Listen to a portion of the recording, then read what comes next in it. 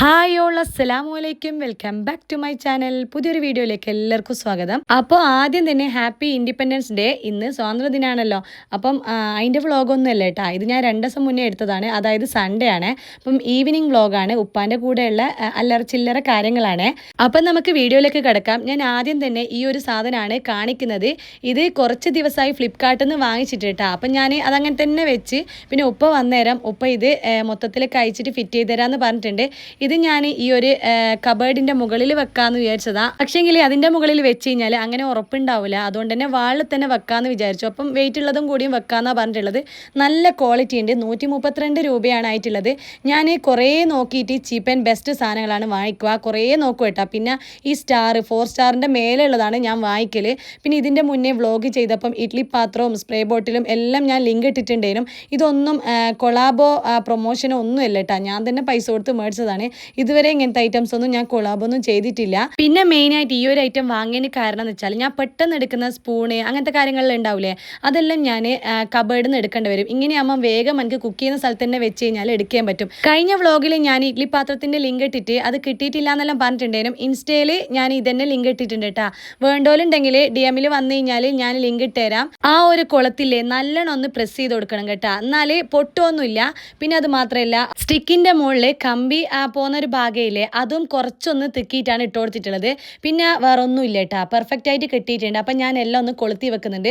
സ്ഥിരമായിട്ട് ഉപയോഗിക്കുന്ന സാധനങ്ങളിലാണ് ഇതിൻ്റെ മുകളിൽ വെക്കുന്നത്. ഇന്ന് ഉപ്പ വന്നത് അതിനൊന്നും ഇല്ല കേട്ടോ, എൻ്റെ വാഷിംഗ് മെഷീനിൽ വെള്ളം കയറുന്നില്ല. അപ്പം പൈപ്പിൽ നിന്ന് വാഷിംഗ് മെഷീൻ്റെ ഉള്ളിലേക്ക് പോകുന്ന ഭാഗത്താണ് അവിടെ നല്ലോണം കച്ചറ കെട്ടി കിടക്കുന്നുണ്ട് കേട്ടോ. അപ്പം ഞാൻ എന്തെങ്കിലും പ്രശ്നം ഉണ്ടെങ്കിൽ ഉപ്പാനെ നേരെ വിളിക്കുക. പ്ലംബറായിട്ടും പിന്നെ വേറെ മെക്കാനിക്കായിട്ടും അങ്ങനെ എല്ലാം ഉപ്പ വന്നിട്ട് റെഡിയാക്കി തരും കേട്ടോ. ഉപ്പയ്ക്ക് ഇങ്ങനെ കിൽപ്പിത്തിരി പണികളെല്ലാം അറിയാം.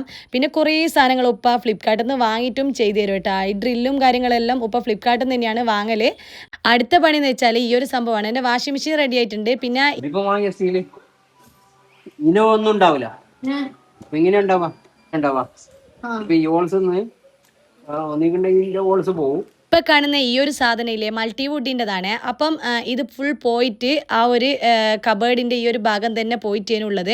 അപ്പം അത് ഈ ഒരു ക്ലാമ്പ് ഉപയോഗിച്ചിട്ട് റെഡിയാക്കി എടുക്കുന്നതാണ്. ഇതിനെന്താ പറയാന്ന് പറഞ്ഞാൽ, ഈ ഒരു സാധനം കംപ്ലൈൻറ്റ് വന്നു കഴിഞ്ഞാൽ വെക്കുന്നതാണ്. ഈ സ്റ്റീലിൻ്റെ ഈ ഒരു മെറ്റൽ ഇത് ഉപ്പ വാങ്ങിച്ചതാണ്, ഓൺലൈനിൽ നിന്ന് വാങ്ങിച്ചതാണ്. പിന്നെ ഇതിൽ മുന്നത്തെ സാധനങ്ങളെല്ലാം ടൗണിൽ നിന്നും അവിടെ നിന്നെല്ലാം തപ്പി പിടിച്ച് വാങ്ങും കേട്ടോ. സമയം ഇപ്പം 5:25 ആയിട്ടുണ്ട്. ഈ ഒരു മെറ്റലാണ് ഇപ്പം വാങ്ങിച്ചിട്ടുള്ളത്. ആ ഒരു ഡോറിനെ സ്ട്രോങ് ആയിട്ട് നിർത്തുന്ന പറഞ്ഞിട്ടുള്ളത്. അപ്പം ഇത് ആരെങ്കിലും കംപ്ലൈൻറ്റ് വന്നിട്ടുണ്ടെങ്കിൽ ഇതുപോലെ ചെയ്താൽ മതി കേട്ടാ. പിന്നെ പണി അറിയുന്ന ആരെങ്കിലും ഉണ്ടായിക്കഴിഞ്ഞാൽ നല്ലതായിരിക്കും. പെട്ടെന്ന് തന്നെ നമ്മുടെ ഇൻറ്റീരിയർ എടുക്കുന്ന ആൾക്കാരെല്ലാം കോഴിക്കോട് ദൂരെയുള്ള ആൾക്കാരുണ്ട്. അപ്പോൾ ഇവിടെ വന്ന് താമസിച്ചിട്ടാണ് അവർ പണിയെടുത്തിട്ടുള്ളത്. അപ്പം എന്തായാലും ഇങ്ങനത്തെ ചെറിയ ചെറിയ പണിക്കൊന്നും ഒരു വരൂല. അപ്പം അങ്ങനെ കുറേ ആയി ഇത് ഇട്ടിട്ട് ഒരു 2 കൊല്ലമായി ഈ ഡോറെല്ലാം പോയിട്ട്. പിന്നെ എല്ലാം കൂടി ഇപ്പോൾ വന്നിട്ട് റെഡിയാക്കി തന്നെയാണ് കണ്ട. ഇത് വീടിൻ്റെ ഫ്രണ്ടിലത്തെ ആ ഒരു സിറ്റിംഗ് ഏരിയയിലുള്ളതാണ്. ഇതിൻ്റെ ഉള്ളിലാണ് നമ്മൾ പത്രവും ചെരുപ്പെല്ലാം വെക്കലേട്ടാ. ഇതും പെട്ടെന്ന് തന്നെ കംപ്ലൈൻ്റ് ആയിട്ടുണ്ടായിരുന്നു. ഞാനിത് താങ്ങി പിടിച്ച് വെച്ചതാണ്. അപ്പം ഇങ്ങനത്തത് എന്തായാലും എല്ലാവരും മൾട്ടിവുഡ് തന്നെയാണ് അധികം വെക്കുക. പിന്നെ പ്ലൈവുഡും വെക്കും. പിന്നെ നമ്മൾ ഫുള്ള് മൾട്ടിവുഡ് തന്നെയാണ് വെച്ചിട്ടുള്ളത്. വർക്ക് ഏരിയയിൽ പോലും മൾട്ടിവുഡാണ് വെച്ചിട്ടുള്ളത്. അതുകൊണ്ട് തന്നെ അവിടെയുള്ള ഡോറിനെല്ലാം കംപ്ലൈൻറ്റ് വന്നിട്ടുണ്ടായിരുന്നു. ഇപ്പം കാണുന്ന ഈ ഒരു ഡോറ് പൊട്ടിയിട്ട് നമ്മൾ വിചാരിച്ചതാണ് ഇനി വീണ്ടും ഒരു മൾട്ടിവുഡിൻ്റെ ബോക്സ് ആക്കിയിട്ട് വെക്കണമല്ലോ എന്ന് വിചാരിച്ചതാണ് ഈ ഒരു ഭാഗം. പക്ഷേ ഒന്നും ഇല്ലാണ്ട് തന്നെ റെഡിയായി കിട്ടിയിട്ടുണ്ട്, അൽഹംദുലില്ലാ.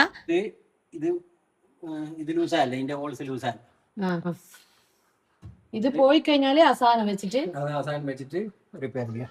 പറഞ്ഞത് മനസ്സിലായിക്കല്ലോ. ഇതുപോലെ എന്തെങ്കിലും ഉണ്ടെങ്കിൽ അതുപോലെ ചെയ്താൽ മതി കേട്ടാ. അപ്പം ഞാനിത് കാണിച്ചു തന്നത് ആർക്കെങ്കിലും ഉപകാരമായിക്കോട്ടെ. എന്തായാലും ഇങ്ങനത്തെ എന്തായാലും അല്ലറ ചില്ലറ കംപ്ലൈൻറ്റ് എന്തായാലും വരുമല്ലോ ഓരോരുത്തർ വീടെടുത്ത് കഴിഞ്ഞാൽ.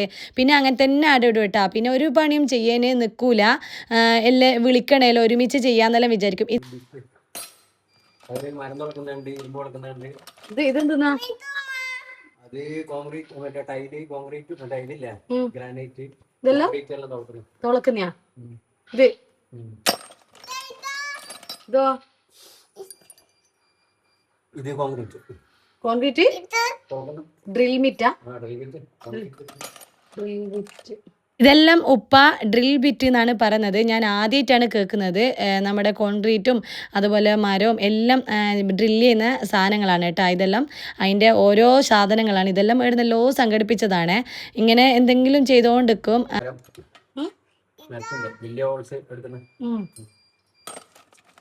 എന്തെല്ലാം സാധനങ്ങൾ ഇതിന്റെ അകത്തുള്ളത്. ഇതെല്ലാം ഇരുമ്പ് കൊടുക്കുന്നേ, മറ്റേത് മരുന്ന് കൊടുക്കുന്നേ. മരത്തിന്റെ ഉണ്ട്, കോൺക്രീറ്റിന്റെ ഉണ്ട്, ഇരുമ്പിന്റെ ഉണ്ടില്ലേ, അതിന് അണക്കുണ്ടല്ലോ, അതെല്ലാം ഇട്ടതാണ്. ഈ ഹാമർ നല്ല ഇതുണ്ടല്ലോ, റബ്ബർ വെയിറ്റും ഇല്ല. ടൈൽസ് എല്ലാം ഇരിക്കാൻ പറ്റും. ഇതെന്താ വാങ്ങിച്ചേ? ഞാൻ ഇങ്ങനത്തെ സാധനങ്ങളൊന്നും നോക്കലേ ഇല്ല കേട്ടോ, ഭാഗത്തും കൂടിയും വരത്തില്ല. പക്ഷെ ഇപ്പം നമ്മുടെ വീടിൻ്റെ ആവശ്യത്തിന് വേണ്ടിയിട്ട് ഇപ്പം ചെറുതായിട്ട് സ്ക്രൂ, നമ്മളെ കുക്കറിൻ്റെ മൂടിയെല്ലാം ലൂസായി കഴിഞ്ഞാൽ അങ്ങനെ ചെറുതായിട്ട് അതെല്ലാം ഇങ്ങനെ നോക്കും. ഇങ്ങനത്തെ സാധനങ്ങളെല്ലാം ഞാൻ ഇപ്പാണ് കാണുകയും ചെയ്യുന്നത്, നോക്കുകയും ചെയ്യുന്നത് കേട്ടോ. ഇപ്പോൾ ഡ്രില്ല് ചെയ്യുന്ന കാണലുണ്ടെന്നല്ലാണ്ട് വേറൊന്നും ആ ഭാഗത്തേ പോക്കില്ല. ഇതിൽ മുന്നേ നമ്മളെ മരം മുറിക്കുന്ന സാധനങ്ങളുണ്ടല്ലോ, അതെല്ലാം ഉപ്പം എങ്ങനെയല്ലോ ഓൺലൈനിൽ നിന്നെല്ലാം സംഘടിപ്പിച്ചിട്ട് റെഡിയാക്കുന്നതാണ്. മണിച്ചിത്രത്തായിൽ ശോഭന ആമാടപ്പെട്ടി തുറന്നിട്ട് ഓരോന്ന് എടുക്കുന്നില്ല, അതുപോലെയാണ് ഞാനിങ്ങനെ എടുക്കുന്നത്. ചെറിയ കുട്ടിക്ക് പറഞ്ഞു കൊടുക്കുന്നതിൻ്റെ തൊട്ടാണ് ഉപ്പ ഓരോന്ന് കാണിച്ചിട്ട് പറഞ്ഞു തരും ചെയ്യുന്നത്. ഇതെല്ലാം നോക്കിയിട്ട് പറയുന്ന അപ്പോൾ ഉപ്പാക്ക് ഭയങ്കര ഇൻട്രസ്റ്റ് ആയിരിക്കും പറഞ്ഞു തരേന്. നിങ്ങൾ കണ്ട അളമാറിൻ്റെ ഈ ഒരു സാധനം കംപ്ലൈൻറ്റ് ആയിട്ടുണ്ടേനും അത് ഉപ്പ തന്നെ റെഡിയാക്കി എടുത്തിട്ടുള്ളതാണ്. അത് എവിടുന്നോ ഷോപ്പിൽ നിന്ന് വാങ്ങിച്ചതാണ്. ഈ ഒരു ഭാഗം എല്ലാം പോയിട്ടേനുള്ളത് ഒരൊറ്റ കൊളുത്തിൽ മാത്രമേനും ഈ ഒരു ഡോറ് നിൽക്കുന്നത് കേട്ടോ. ഇടയ്ക്കിടയ്ക്ക് പെട്ടെന്ന് കംപ്ലൈൻറ്റ് വരും. ആരും പറയോ ഇല്ലയോ എന്ന് അറിഞ്ഞൂടാ, പക്ഷേ എൻ്റെത് ഈ ഡോറെല്ലാം പെട്ടെന്ന് കംപ്ലൈൻറ്റ് വന്നിട്ടുണ്ട്. പക്ഷേ ഇത് ഫിറ്റ് ചെയ്യാൻ പറ്റുമെന്ന് ഇപ്പം മനസ്സിലായിട്ടുണ്ട്. വെറുതെ ഇൻറ്റീരിയർ ചെയ്യുന്ന ആൾക്കാരെയൊന്നും വിളിക്കണ്ട, പക്ഷേ നിങ്ങൾ വിളിക്കണം കേട്ടോ. നിങ്ങൾക്ക് ഇതിങ്ങനെ അറിയുകയാണെങ്കിൽ ചെയ്തോ, അല്ലെങ്കിൽ ഇൻറ്റീരിയറിൻ്റെ പണിക്കാർ അറിയത്തുണ്ടെങ്കിൽ ഓരോ വിളിക്കുന്നതാണ് നല്ലത്. ഞാൻ വേറെ സ്ക്രൂ ഉണ്ട് എൻ്റെ അടുത്ത്.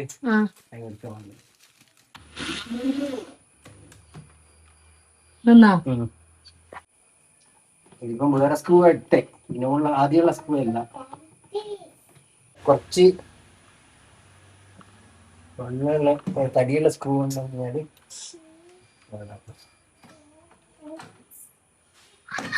അതേപോലെ ഈ ഒരു വാഷിംഗ് മെഷീൻ മൊത്തം കച്ചറയായിട്ടേനുള്ളത്. കാരണം ഞാൻ ഇത് ഉപയോഗിക്കാണ്ട് വെച്ചോണ്ട് തന്നെ ഈ ഒരു റബ്ബറിൻ്റെ ഭാഗത്തെല്ലാം ഫുള്ള് കച്ചറയായിട്ടുള്ളത്. ഞാൻ എന്നെ കൊണ്ടാകും പോലെ കൈയിട്ടൊന്നും അത് പോയിട്ടില്ല. പിന്നെ ഉപ്പ കുറേ എന്തായി ലിക്വിഡും അതെല്ലാം ഇട്ടിട്ട് തേച്ച് കൈയിട്ട് പരമാവധി വൃത്തിയാക്കി എടുത്തിട്ടുണ്ട് കേട്ടോ.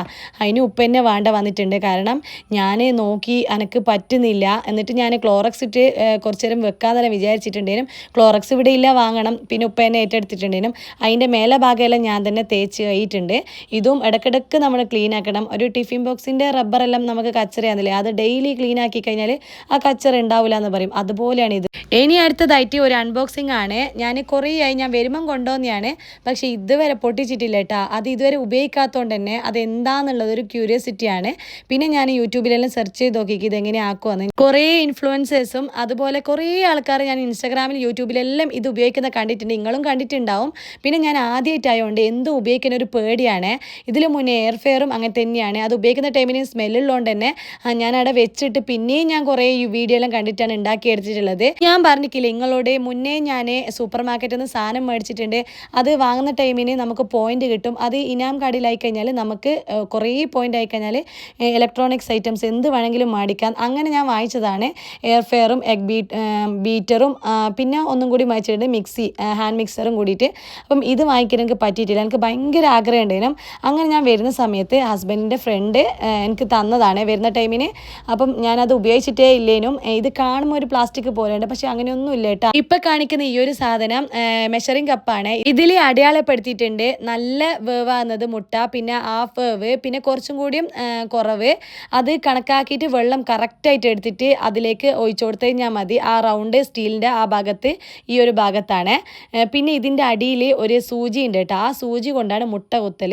ഇതെല്ലാം കണ്ടിട്ടാണ് എനിക്ക് മൊത്തത്തിലൊരു കൺഫ്യൂഷനാണല്ലേ. കാരണം മുട്ട കുത്തിക്കഴിഞ്ഞാൽ പൊട്ടൂലേ, ഞാൻ അതെല്ലാം വിചാരിച്ചിട്ടുണ്ടേനും. ഇതിൽ 7 മുട്ട വെക്കാം, പക്ഷേ ഞാനിപ്പം 4 വെക്കുന്നുള്ളൂ. 7 വെക്കണമെന്നെല്ലാം വിചാരിച്ചിട്ടുണ്ടേനും. പക്ഷേ എൻ്റെ ഫസ്റ്റ് ട്രൈ ആണ്, ഫ്ലോപ്പ് ആയി കഴിഞ്ഞാൽ കഴിഞ്ഞ് എന്താ സംഭവിക്കുന്നത് നമുക്കൊന്ന് അറിയണ്ടേ. അതിന് വേണ്ടിയിട്ടാണ് ഞാനിപ്പോൾ ആദ്യം ഒരു മുട്ട എടുത്തിട്ട് ഈ ഒരു കുത്ത് കൊടുക്കുന്നുണ്ട് കേട്ടോ. ഇത് വീഡിയോയിലെല്ലാം ഞാൻ കണ്ടിട്ടുണ്ട്, ചിലത് അങ്ങനെ ചെയ്യാണ്ടും ആക്കുന്നുണ്ട്. പിന്നെ പ്രത്യേകം ശ്രദ്ധിക്കേണ്ടതെന്ന് വെച്ച് കഴിഞ്ഞാൽ മുട്ട ഫ്രിഡ്ജിൽ നിന്ന് നേരെ എടുത്തിട്ട് ആക്കേനെ എടുക്കരുത്. കുറച്ച് നേരം റൂം ടെമ്പറേച്ചറിൽ വെച്ചിട്ടാണ് മുട്ട ഉപയോഗിക്കേണ്ടത്.